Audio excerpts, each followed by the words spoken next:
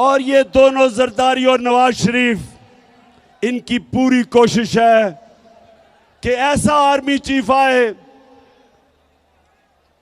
जो ये अपना कोई फेवरेट लेके आए। ये अपना आर्मी चीफ लाना चाहते हैं क्योंकि पैसा इन्होंने चोरी किया हुआ है। ये डरते हैं कि यहां कोई तकड़ा आर्मी चीफ आ गया, एक मुहिब्बे वतन आर्मी चीफ आ गया तो वो पूछेगा इनसे। तो इस डर से ये बैठे हुए हैं कि ये दोनों मिलकर अपना आर्मी चीफ अपॉइंट करेंगे।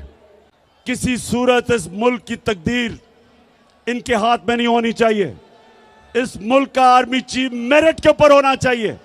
जो सबसे मेरिट पे है उसको आर्मी चीफ बनना चाहिए। किसी की पसंदीदा आर्मी चीफ नहीं होना चाहिए, किसी का फेवरेट नहीं होना चाहिए।